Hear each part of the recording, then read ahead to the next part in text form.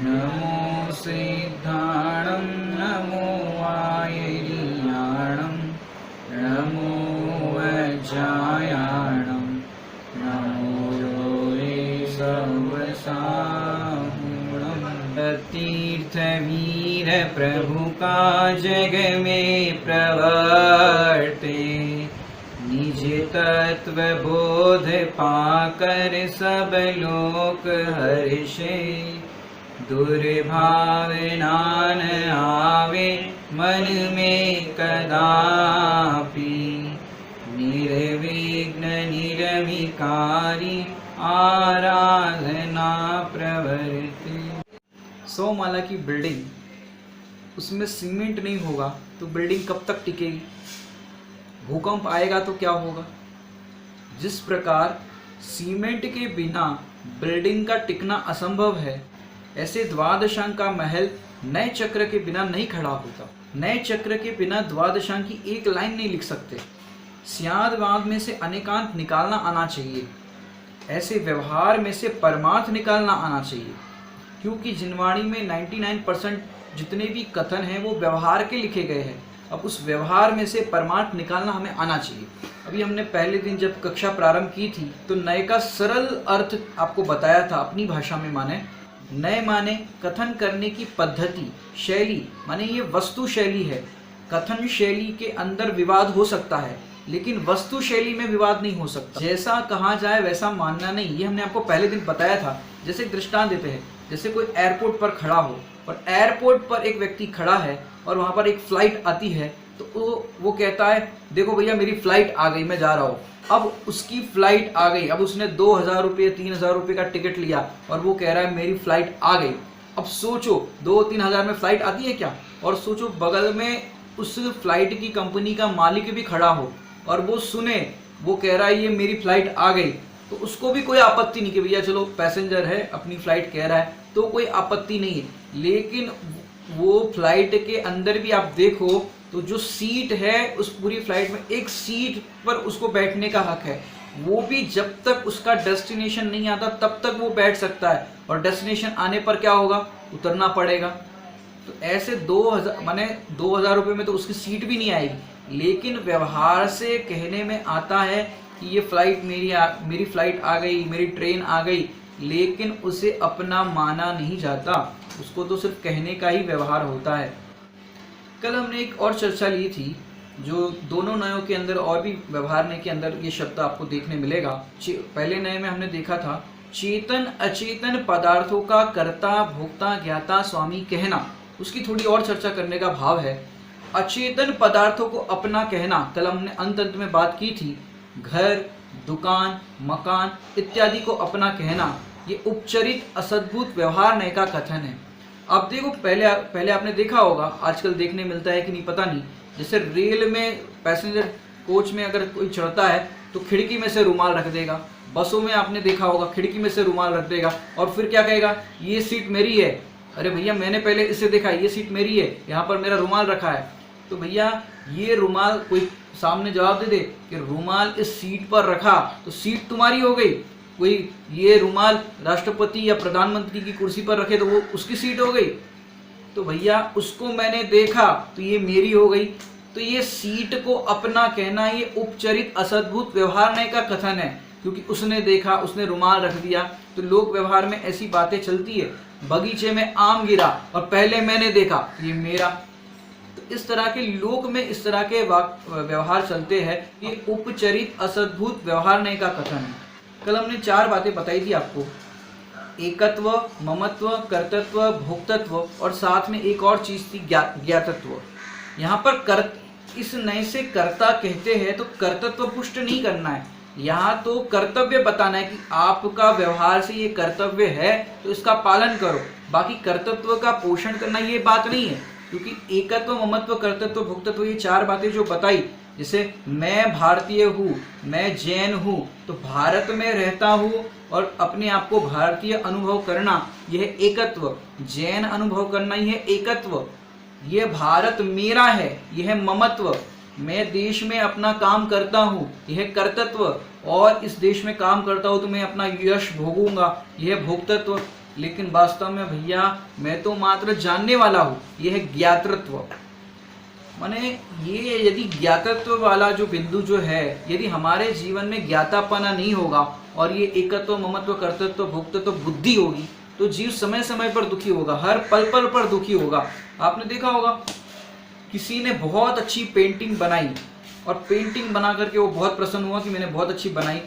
अब पेंटिंग बनाई और किसी ने देखा अरे यहाँ पर पेंटिंग रखी है, और किसी ने गुस्से में वो पेंटिंग फाड़ दी, तो वो बताओ क्या होगा कि उस टाइम पे इतनी आग लगेगी, उतना गुस्सा आएगा कि मेरी इतनी प्यारी पेंटिंग किसी ने फाड़ दी। अब उस टाइम पे गुस्सा आएगा।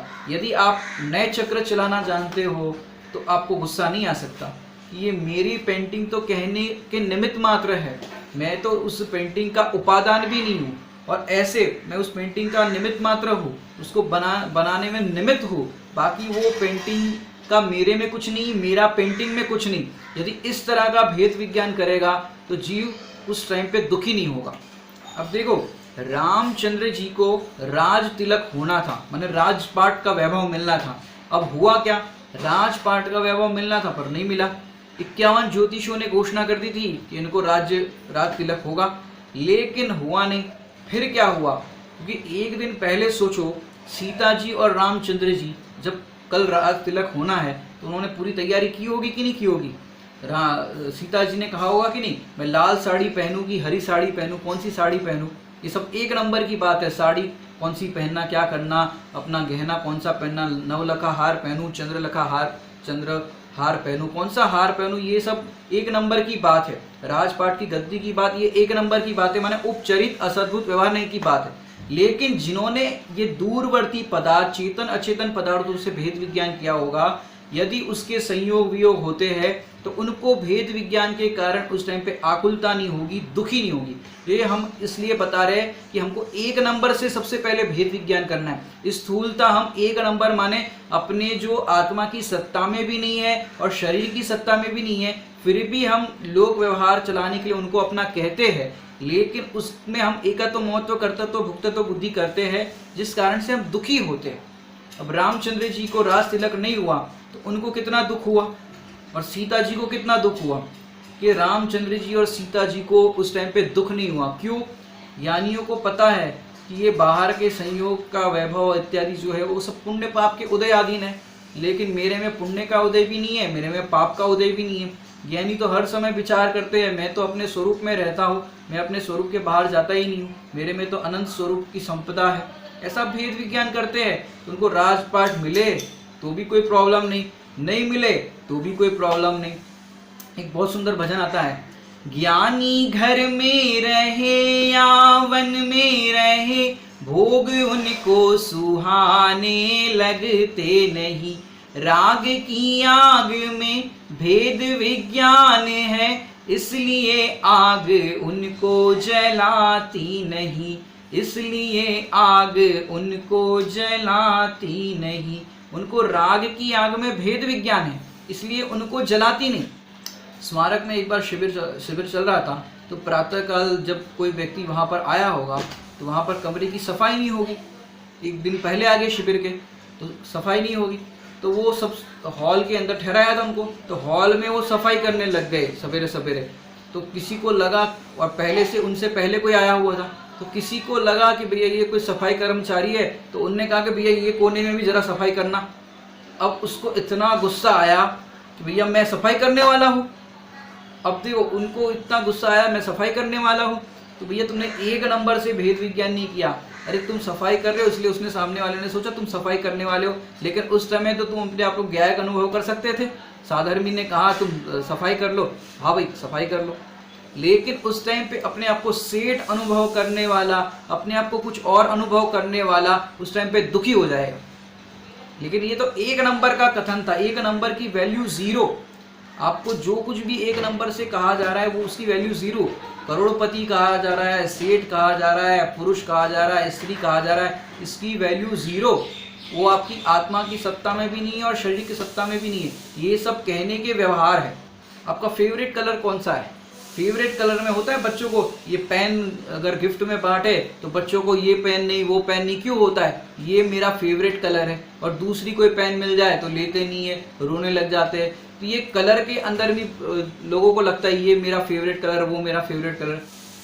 तुम्हारी कोई बुराई करे तो कैसा लगता है? अरे तुम्हारी कोई बुराई कर सकता है कि नहीं कर सकता? कि जिसकी वो बुराई कर रहा है वो तुम हो नहीं। जैसे तुमने बढ़िया मकान बनाया और बोले अच्छा मकान नहीं है, हमने पैसा बर्बाद कर दिया, ऐसे कर दिया वैसे कर दिया, इस तरह से तुम्हारे मकान की बुराई करे, तुम्हारे कपड़ों की बुराई करे तो तुम दुखी हो जाते हो। मैंने एक व्यक्ति ने 5,000 के जूते खरीदे, अब उनके कोई 5,000 के जूते देख ही नहीं रहे। आजकल के लड़के होते हैं 5,000, और कैंटीन के अंदर उन्होंने पैरों पे पैर चढ़ा करके दिखाए और सामने वाले ने प्रशंसा कर दी कि भैया जूते तुम्हारे बहुत बढ़िया है, यहाँ प्रसन्न हो जाता है। जूते की तारीफ में स्वयं प्रसन्न होता है, जूते की निंदा करने में कि भैया अच्छे नहीं है तो दुखी हो जाता है। अरे तूने अपना एकत्व ममत्व कर्तृत्व भुक्तत्व किसमें स्थापित कर दिया? जूते में। और तेरा एकत्व ममत्व कर्तृत्व भुक्तत्व माने एकत्व है वो सुंदर है और एकत्व बुद्धि है वो असुंदर है, और तूने क्या किया? उसमें अपनापन मान लिया। तो इसके कारण जीव दुखी होता है। तो हम संयोगों में अपनापन ना करें।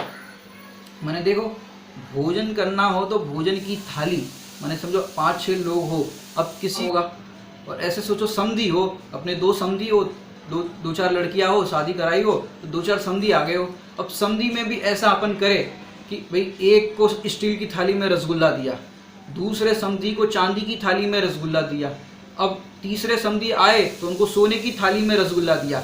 अब बताओ स्टील की थाली वाले को रसगुल्ला भाएगा कि नहीं भाएगा? चांदी की थाली वाले समधी जी को रसगुल्ला भाएगा कि नहीं भाएगा? और सोने की थाली वाले को रसगुल्ला भाएगा कि नहीं भाएगा?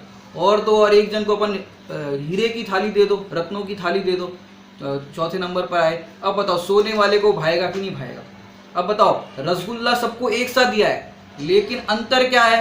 बाहर के पात्र का। अब रसगुल्ला खाने के बाद तो वो दोनों सभी को पात्र को छोड़ करके ही जाना है, लेकिन मेरी ये इंसल्ट है, मेरे को स्टील में दिया, चांदी वाला सोचेगा मेरे को चांदी में दिया, इनको सोने में दिया, सोने वाला सोचेगा इनको हीरे में दिया, मेरे को सोने में दिया। तो इस तरह से ये जीव एक नंबर का जो संयोग है, जो आत्मा में भी नहीं है और शरीर में भी नहीं है, आत्मा में भी नहीं है और शरीर में भी नहीं है, ऐसे संयोगों के पीछे राग द्वेष करता रहता है, दुखी होता है और उन संयोगों को अपना मानता है और इस तरह से दुखी होता है और उसमें अपनी प्रतिष्ठा मानता है, अपना मान या दीनता इस तरह से मान करके ये जीव दुखी होता है। लोग विदेश घूमने भी क्या जाते हैं? विदेश में घूमने लायक है क्या बताओ? विदेश में घूमने 6 द्रव्य के अलावा वहाँ कुछ भी नहीं है। विदेश में जितनी भी चीज़ें आप देखते हो उसकी वैल्यू 0। आप कितनी चीज़ देख पाओगे? आप जहाँ जिस नगर में रहते हो आपने कौन सी गलियाँ देखी है, कौन सी जगह देखी है? माने ज्ञान है वो ज्ञान को ज्ञेयों की पराधीनता नहीं जानने के लिए, देखने के लिए। अरे तू एक समय अपनी दृष्टि आत्मसन्मुख कर ले, ये सारे लोकालोक में जितने भी पदार्थ है वो अपने आप तेरे ज्ञान में झलकेंगे। क्यों? ये ज्ञान का स्वभाव है जानना देखना। उन ज्ञेयों को तू जितना जितना जानने जाएगा उतना उतना दुखी होगा और तेरे जानने की जिज्ञासा खत्म हो जाए और ज्ञायक को जान करके स्वयं में अनुभव करेगा तो तू उसी समय सुखी होगा। तो ये अपन ने पहले नंबर के नए उपचरित असद्भुत व्यवहार नए से भेद विज्ञान की थोड़ी चर्चा की है। अब आगे की चर्चा बढ़ाते हैं। दूसरे नंबर का नए, जिसका नाम है अनुपचरित असद्भुत व्यवहार नए। क्या नाम है? अनुपचरित असद्भुत व्यवहार नए। पहले हम चाहते हैं आपको चारों नए के नाम बता दे, व्यवहार नए के, जिससे आपको सरलता हो समझने के लिए। और उपचरित तो हमने समझा ही दिया है, अनुपचरित को भी समझा देते पहले, फिर चारों नयों के नाम भी बता देंगे। अनुपचरित का अर्थ होता है, अनुपचरित नाम समझना जरा, वहां पर था उपचरित और यहाँ पर है अनुपचरित। खाली अंतर इतना सा है, जैसे होता है ना मैरिड और अनमैरिड, क्या लगाया? अन लगा दिया। ऐसे ही यहाँ पर उपचरित और यहाँ पर अन लगा दिया तो क्या बोला? अनुपचरित। इतना सा है, बराबर। अब उपचरित का अर्थ तो हमने किया था फॉर्मालिटी, बराबर। अब फॉर्मालिटी क्या थी कि भैया उसमें ऐसा था कि जैसे किसी की ससुराल अहमदाबाद हो तो उनका ट्रांसफ़र यदि मुंबई हो जाए तो ससुराल कहाँ हो गई? मुंबई हो गई। अब उनका ट्रांसफ़र होकर के भोपाल हो जाए तो उनकी ससुराल कहाँ हो गई? भोपाल हो गई। तो ये जो ट्रांसफ़र होने पर बदला, माने घर बदलते ही उनका ससुराल का नाम बदल गया, तो ये तो हम कई बार बदल सकते हैं। इस तरह की जो चीज़ें होती है, जैसे शर्ट को हम अपना कहते हैं, कौन से नए से? पहले वाले नए से, बराबर, शर्ट को हम अपना कहते हैं। अब दूसरे नंबर का जो नए है उसका नाम है अनुपचरित। उपचरित चीजें तो आप कई बार बदल सकते हो अपने जीवन में। ये शर्ट है, दिन में 10 बार बदल सकते हो और चाहे जितनी बार बदल सकते हो, लेकिन ये अनुपचरित के अंदर जो विषय है वो विषय कौन है? ये शरीर। ये शरीर तो आपको इस पर्याय में प्राप्त जो हुआ है वो वही रहेगा, वो शरीर नहीं बदलेगा। इसलिए यहाँ पर यहाँ अनुपचरित माने इनफॉर्मल, वहाँ पर जो कुछ भी था व्यवहार वो सब फॉर्मल था, और यहाँ पर ये जो है वो इनफॉर्मल है। तो यहाँ पर शरीर जो प्राप्त है आपको वो बदल नहीं सकते। एक अनुपचरित का हमने कंक्लूजन ये बताया, अनुपचरित। और असद्भुत का तो पहले जो बताया था वही है, और व्यवहार नए को भी बता चुके, खाली अनुपचरित का समझना है, बराबर। अब हम चारों नामों को पहले आपको दोहरा देते हैं, फिर हम आपको अनुपचरित, असद्भुत, व्यवहार नए की जो विशेषता और विषय वस्तु है वो बताएंगे। अनुपचरित, असद्भुत, व्यवहार नए दूसरे नंबर का है। पहले नंबर में आपको पहले चारों का बताता हूँ। पहले, सबसे पहले आप देखिए 4 बातें। पहला है उपचरित, दूसरा है अनुपचरित, तीसरा है उपचरित, चौथा है अनुपचरित। समझ में आई बात? जैसे अपन बोलते हैं कच्चा पापड़ पक्का पापड़, कच्चा पापड़ पक्का पापड़, ऐसे उपचरित अनुपचरित, उपचरित अनुपचरित, सरल है। अब पहले जो 2 है वो है असद्भुत, और बाकी के 2 है वो है सद्भुत, और साथ में आप लगा देना सब में व्यवहार में। सरल है, नाम याद रखना, क्योंकि कई बार गड़बड़ हो जाती है नाम याद रखने में। उपचरित का अनुपचरित में, अनुपचरित का उपचरित में, विषय वस्तु इस तरह से हो जाती है। लेकिन हम क्रम से देख रहे हैं। पहले में हमने दूरवर्ती 9 कर्मों से भेद विज्ञान कराया। अब दूसरे नंबर के अंदर हम किनसे भेद विज्ञान करना है? शरीर की बात आ गई। अब आपसे पहले प्रश्न पूछना चाहूंगा कि शरीर कितने प्रकार के होते हैं? 5 प्रकार के शरीर होते हैं। उसमें एक कारमान शरीर भी है। तो यहाँ पर कर्मों की चर्चा भी आएगी। जैसे अपन कहते हैं 8 कर्मों से मैं दुखी हूँ, तो ये दूसरे नए का विषय। कारवान शरीर है ना, कर्मों से बना हुआ शरीर, तो ये चर्चा आएगी कर्मों की, वो भी दूसरे नए के अंतर्गत ही आप समझना। इसलिए मेन 2 बातें समझना। एक तो पहली बात तो 5 प्रकार के शरीर की चर्चा, और दूसरी उसके अंतर्गत कर्मों की चर्चा, इसलिए आप थोड़ा हाईलाइट कर दिया। अब इस नए की अपन परिभाषा और थोड़ा सा विषय वस्तु देखते हैं। क्या कह रहे हैं यहाँ पर? आत्मा से भिन्न परंतु शरीर से भिन्न नहीं। क्या कह रहे हैं? आत्मा से भिन्न परंतु शरीर से भिन्न नहीं।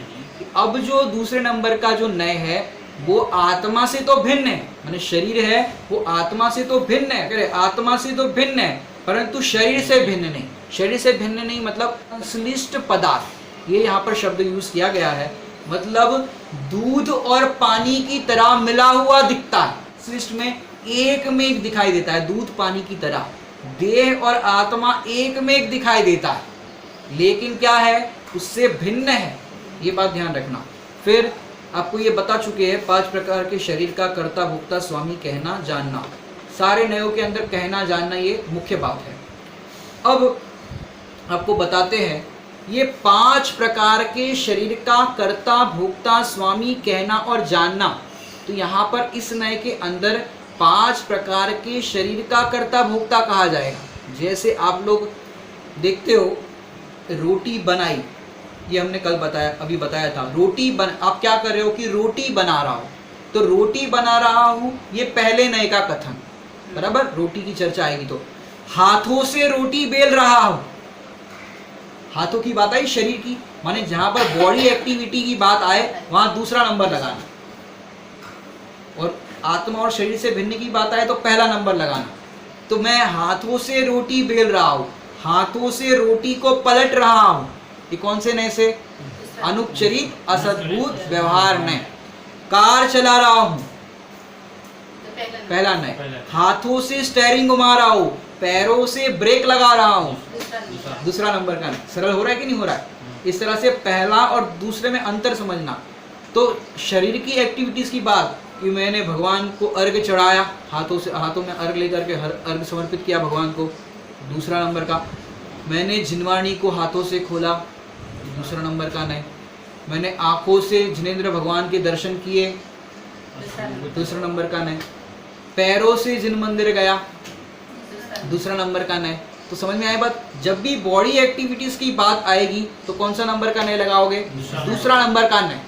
8 कर्मों से दुखी हूँ, दूसरे नंबर का नहीं। ये हम आपको वाक्य रचना समझा रहे कि जब जब इस तरह के वाक्य आएंगे तब आपको पहचानना है कि कौन से नए से कथन किया जा रहा है, और जैसे जैसे हम आगे बढ़ते जाएंगे उनका वेटेज ऑफ ट्रूथ घटता जाएगा। जैसे पहले नंबर में आपको बताया कि भाई स्त्री पुत्र मकान आदि को अपना कहता है, तो पहले नए से बात उतनी सही है, लेकिन जब दूसरे नंबर की बात करेंगे तब तो देह की बात आएगी, तो वो तो हम पहले नंबर में ही छोड़ के आए, तो ये दूसरे नंबर का वेट बढ़ गया। तो निकट आ गए ना, हम जितना जितना निकट आएंगे उतना उतना वेटेज उस बात का वजन बढ़ता जाएगा। तो देखो प्रयोजन क्या है, ये अंतरंग निमित्त का ज्ञान। माने यहाँ पर अंतरंग निमित्त क्या समझ में आया कि ये कर्म है वो अपने ही कर्म है, अपन ने ही कर्म बांधे थे वो ही उदय में आते हैं। तो अंतरंग निमित्त का क्या, वहाँ पर बहिरंग निमित्त का ज्ञान कराया था क्योंकि वो बाहर वाली चीज़ थी, और यहाँ अंतरंग निमित्त इसलिए करा रहे ये कर्म अपने ही हैं, साथ साथ वाले हैं। जहाँ जहाँ आत्मा संसार अवस्था में होता है वहाँ कर्म होते ही होते हैं। तो ये अंतरंग निमित्त का ज्ञान कराया, क्या कराया, अन्य को दोष मत देना। ये बात यहाँ पर बताई कि भाई ये तेरा ही कर्म का उदय है, तूने ही बांधा है, तो अन्य को दोष मत देना, इसलिए यहाँ पर अंतरंग निमित्त का ज्ञान कराया। वहाँ पर बहिरंग निमित्त का ज्ञान इसलिए कराया कि भैया लौकिक में तेरा व्यवहार चलाने के लिए ये तुझे अपने कहना पड़ेंगे, तो ये बहिरंग निमित्त का ज्ञान कराया। और यहाँ पर कर्म से जीव दुखी होता हुआ दिखाई देगा, तब क्या करना भैया, ये तो मेरा ही कर्म का उदय है, करे आप फल दे अन्य तो स्वयं किए निष्फल होते। तो अपन ने ही किए हैं, अपने ही कर्म है, इस तरह के कथन यहाँ पर आएंगे दूसरे नंबर के अंदर। लेकिन मैं कर्मों के कारण दुखी हो रहा हूँ, ऐसा मानना कि नहीं मानना, कि मानना नहीं, ज्ञान तो कराएंगे, जानने तक ठीक है कि भाई मेरा ही कर्म का उदय है। ज्ञानी भी इस तरह से भेद विज्ञान करते हैं कि भाई सामने वाले का दोष नहीं है, मेरा ही कर्म का उदय है, तो अपने कर्मों से भेद विज्ञान इस तरह से करते हैं। लेकिन कर्मों से दुखी होता हूँ, कर्म मुझे हैरान करते हैं, ऐसा नहीं मानते। तो मानने का उसमें निषेध है, जानने तक कोई प्रॉब्लम नहीं। तो कर्म है वो, क्योंकि क्या होता है कर्माधीन दृष्टि हो जाती है तो कर्म ही रुलाते हैं, कर्म ही सुलाते हैं, कर्म ही सब कुछ कर रहे हैं, हम तो क्या कर रहे हैं, हम तो कुछ नहीं कर रहे। तो ये कर्माधीन दृष्टि हो जाती है, तो जीव इस कर्माधीन दृष्टि को जब तक छोड़ेगा नहीं तब तक जीव सुखी नहीं हो पाएगा। तो कर्मों का यहाँ पर ज्ञान भी कराया। और दूसरा क्या होता है, पहले आपने भजन सुने होंगे, लोग इस तरह से दुखी होते थे, आठों कर्मों के बीच में बेचारी आत्मा, ज्ञानावरणी ज्ञान न देवे दर्शनावरणी दर्शन, ये जो मोहनी कर्म है रुलावे आत्मा। और रो रो के गाते थे कि दर्शनावरणी कर्म के कारण हमको प्रवचन में नींद आ जाती है। मैंने सीधा आरोप कहाँ डालते हैं, कर्मों पे डालते हैं, प्रवचन में नींद क्यों आ गई, पंडित जी स्वाध्याय सुनते हैं, पता है दर्शनावरणी कर्म है उसके कारण नींद आती, और तुमको और तुम्हारा कोई गलती नहीं है, अब हमारी क्या गलती, सब कर्म की गलती। तो कर्म की गलती देखता रहेगा तब तक कर्मों का अभाव नहीं हो पाएगा। और मोहनी कर्म, इस तरह से गाते थे। आदरणीय भाई साहब ने पूरा भजन ही बदल दिया। क्या किया आदरणीय भाई साहब, सुमत जी भाई साहब ने, आठों कर्मों के बीच में सुरक्षित आत्मा हूँ मैं गायक आत्मा। माने आठों कर्मों के बीच में भी तो सुरक्षित है, तेरा आठों कर्मों ने कुछ भी नहीं बिगाड़ा। अब देखो पूरा रुख, उसका लुक ही बदल गया।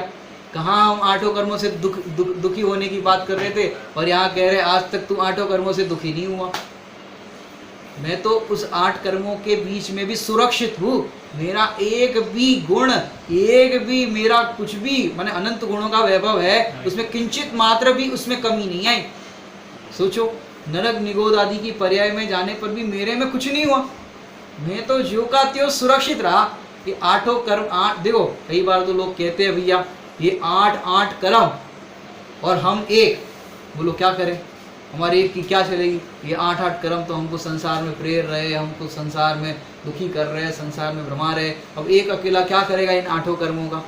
अरे एक अकेले की बात करते हो, जैसे देखो रुई का पहाड़ हो, बहुत बड़ा रुई का पहाड़ हो, अब इतना बड़ा पहाड़ और आत्मा एकदम समझो ना माचिस की तीली बराबर, अब बताओ क्या करे, इतनी माचिस की तीली बराबर आत्मा और ये रुई का पहाड़, बोलो कितना बड़ा पहाड़ है। देखो तो ऐसा देखना पड़े, इतना बड़ा रुई का पहाड़ और हाथ में माचिस की तीली बराबर, बताओ दुखी होना कि नहीं होना? अरे इतना बड़ा रुई का पहाड़ भी एक माचिस की चिंगारी वो सारे रुई को पहाड़ को जला करके खाक कर देगी।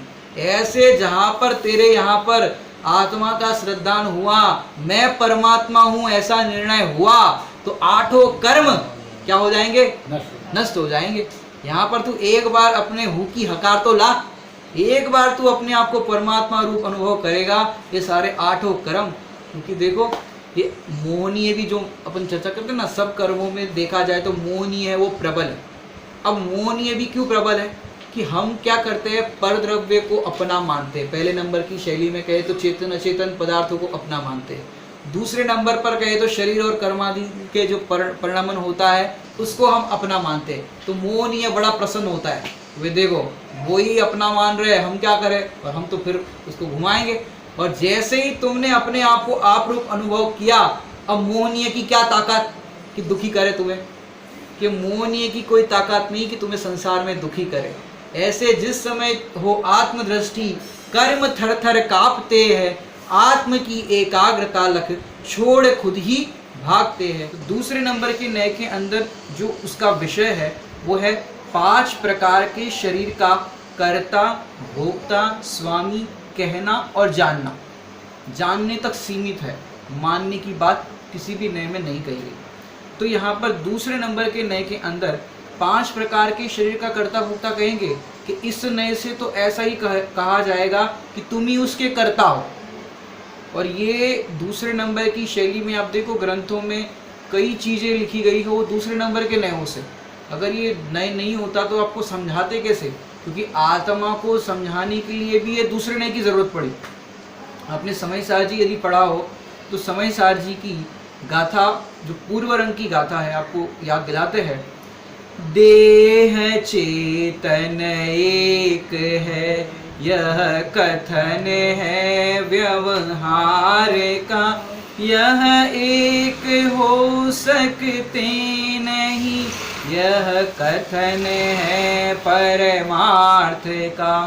देह और चेतन माने शरीर और आत्मा एक है ऐसा व्यवहार का कथन है, पर एक हो नहीं सकते ये परमार्थ का कथन है।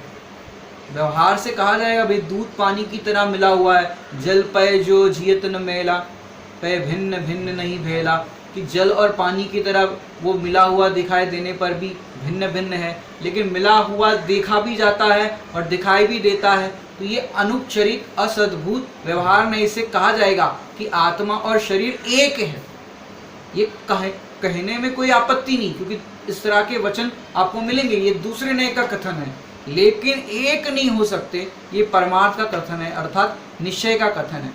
तो यहाँ पर एक में एक दिखाई देते हैं, इसलिए अज्ञानी जीवों को अज्ञानी भाषा में समझाया जाता है कि ये एक में एक है, लेकिन इसको एक में एक नहीं समझना, दोनों है अलग अलग। जैसे कर्मों से ये जीव दुखी है, कर्म हैरान करते हैं, इस तरह के कथन आपको ग्रंथों में मिलेंगे, लेकिन जैसा कहा है वैसा मानना नहीं, क्योंकि जीव दुखी होता है तो कर्मों से दुखी नहीं होता, अपना स्वरूप भूल करके दुखी होता है। आपने छेड़ाला की लाइन पढ़ी होगी, वहां पर क्या लिखा है, मोह महामद पियो अनादि, भूल आपको भरमतवादी, कि अपने को भूल करके दुखी हुआ है, और अपने को भूलने पर ही तो कर्म खड़े हुए। अपने को जानने पर क्या होता है, क्रमशः कर्मों का अभाव होना प्रारंभ होता है, और अपने को भूलने पर कर्मों की श्रृंखला बनी रहती है। तो ये दूसरे नंबर का जो नय है अनुपचरित असद्भुत व्यवहार नय, यहाँ पर 5 प्रकार के शरीर का कर्ता, जैसे 5 प्रकार के शरीर कौन से हैं, पहले देखिए, सबसे पहला शरीर देखिए तो औदारिक शरीर, फिर तेजस शरीर, फिर कार्माण शरीर, फिर आहारक शरीर और वैक्रियक शरीर। अब हमारे पास कितने शरीर है भैया, हमारे पास 4 प्रकार के शरीर है कि 3 प्रकार के शरीर, कितने प्रकार के हैं हमारे पास, देखो औदारिक शरीर, तेजस शरीर और कार्माण शरीर, ये 3 प्रकार के हमारे पास शरीर है। और चौथा जो आहारक शरीर जो है वो किसको होता है कि वो दिगंबर मुनिराज, रिद्धिधारी मुनिराज जो होते हैं उनको ये शरीर होता है आहारक शरीर। उसमें भी आहारक शरीर के अंदर दो प्रकार के होते हैं, एक शुभ तेजस पुतला निकलता है और एक अशुभ तेजस पुतला निकलता है। वो आप ग्रंथों में पढ़ लेना, उसमें अपन विस्तार में नहीं जाएंगे। और पांचवा है वैक्रियक शरीर। तो वैक्रियक शरीर जो होता है वो किसको होता है? मुख्यतः नारकी और देवों को होता है। और चक्रवर्ती को भी वैक्रियक शरीर का विधान कहा गया है, क्योंकि वो उनका एक विशिष्ट तरह से कहा गया है। तो ये 5 प्रकार के शरीर का कर्ता कहना, ये कौन से नय का कथन है? अनुपचरित असद्भुत व्यवहार नय का कथन है। अब 5 प्रकार के शरीर जिसको जिसको जिसकी भूमिका है वहाँ वो शरीर प्राप्त है और उसको उसका कर्ता भी कहा गया है। जैसे आप देखो, अभी वर्तमान में हमारे पास 3 प्रकार के शरीर है, तो उन 3 प्रकार के शरीर का कर्ता भोक्ता हम स्वयं हैं। क्यों? यदि हम इसको अपना कर्ता नहीं मानेंगे तो क्या आपत्ति आएगी? एक अपेक्षा से कहते कि भाई तू करता है और एक अपेक्षा से कहते तू अकर्ता है। रिस्पॉन्सिबिलिटी की बात आएगी तो कहा जाएगा तू ही उसका करता है। यदि इस देह से किए गई परिणति का कर्ता नहीं कहेंगे तो 46 नंबर की लगभग गाथा है समय सारजी में, वहाँ पर लिखा कि जैसे राख को मसल देने पर हिंसा का प्रसंग नहीं होता, लेकिन इसी तरह राख की भांति कोई 2 इंद्रिय 3 इंद्रिय आदि जीवों को मसल दे और फिर कहे भाई, तो फिर वो हिंसा का प्रसंग वहाँ पर बनेगा। तो द्रव्य हिंसा से ये बचाता है, ये दूसरा नंबर का नय द्रव्य हिंसा से बचाता है। और ये अनुपचरित असद्भुत व्यवहार नय, इस नय के अंदर आप देखो कि जितनी भी बॉडी एक्टिविटीज आपकी होगी उसके कर्ता आप कहे जाओगे, दूसरे नंबर से कहा जाए तो। नहीं तो क्या होता है कि भाई देह की परिणति का मैं करता नहीं हूँ, मैं तो मात्र ज्ञाता हूँ। तो क्या होगा कि देह की परिणति होगी और देह की परिणति में आप अपने आप को अकर्ता कहोगे और फिर चाहे जैसा आचरण करोगे, चाहे जैसा खान पान करोगे, तो उससे क्या होगा कि उससे तो ये होगा कि भाई तुम ही उसके कर्ता हो। देह की परिणति तो आपके ही द्वारा हुई है। यदि उसका कर्ता नहीं मानोगे तो फिर क्या होगा? इसका फल किसको भोगना पड़ेगा? समझ में आई बात? इसका फल किसको भोगना पड़ेगा? जैसे दृष्टांत देते भाई साहब, बहुत सरल दृष्टांत देते हैं, वो आपको देना चाहते हैं कि जैसे मोटरसाइकिल के अंदर कोई चोरी का पेट्रोल डाले तो अब जेल कौन जाएगा? मोटरसाइकिल चलाने वाला जाएगा या मोटरसाइकिल जाएगी? चलाने वाला जाएगा। क्यों जाएगा वो? क्योंकि भैया उसने पेट्रोल चुराया है। अब मोटरसाइकिल तो हो सकता है यहीं पर राख हो जाए, उसका परिणमन हो जाए, या इस देह का भी परिणमन हो जाए, लेकिन जो चोरी करने का परिणाम, मोटरसाइकिल के अंदर पेट्रोल का चोरी करके डालने का परिणाम, उसका फल भोगने के लिए जीव अन्य पर्याय में जाएगा और फल भोगना पड़ेगा। तो ये जीव देह से जो पाप करता है उसका फल भी उसको भोगना पड़ता है, क्योंकि भले ही उसकी देह की परिणति और आत्मा की परिणति न्यारी न्यारी है, फिर भी अनुपचरित असद्भुत व्यवहार नहीं से तो तू ही उसका कर्ता है। कल हमने कर्मों की अपेक्षा से भी चर्चा की थी इसकी। और आगे अपन देखे जो तीर्थंकर के शरीर का वर्णन किया जाता है, तीर्थंकर की स्तुति की जाती है, वो भी कौन से नय से की जाती? अनुपचरित असद्भुत व्यवहार नय से की जाती। कि भैया जैसे आप भजन भी पढ़ते हो, भक्ति भी पढ़ते हो, वहाँ पर भी अनुपचरित असद्भुत व्यवहार नहीं वाले आपको भजन की झलक दिखाई देगी। जैसे या भजन सुनना, या आपने पढ़ा भी होगा, नीरेखो अंग अंग जिनवर के जिनसे जल के शांति अपा, ये कौन से नय का कथन है? अनुपचरित असद्भुत व्यवहार नय का। चरण कमल जिनवर कहे, चरण कमल की बात आई, नेत्र युगल जिनवर कहे, हाथों की बात आई, पैरों की बात आई। तो इस तरह की जो बातें उसमें भजन में लिखी गई है वो सारी अनुपचरित असद्भुत व्यवहार नय से लिखी गई है। तो ये अनुपचरित असद्भुत व्यवहार नय से आप देखा जाए तो जो तीर्थंकर के शरीर का वर्णन, महापुरुषों के हाइट का वर्णन, सतियों के सौंदर्य का वर्णन, ये सब जो लिखा जाता है कि भाई चक्रवर्ती इतने दूर तक की बात सुन सकता है, कानों की क्षमता बताने के लिए बात की जाती है, आंखों की क्षमता बताने के लिए बात की जाती है कि इतना दूर तक देख सकते हैं। तो ये सारे जो बॉडी एक्टिविटीज़ की बात चलती है वो सारी अनुपचरित असद्भुत व्यवहार नय से।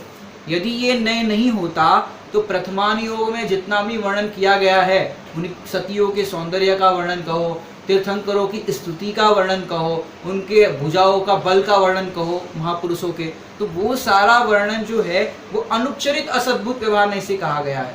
और जितना भी चरणानियोग का पालन की बात कहो तो वो चरणानियोग के पालन की बात का भी जो भी है तो वो सारा भी इसी नय के अपेक्षा से कहा गया है। देखो इसके अंदर अपन दूसरे नंबर का नय है, उसमें चार्ट में देख लीजिए, अपन पॉइंट टू पॉइंट देखते जाते हैं।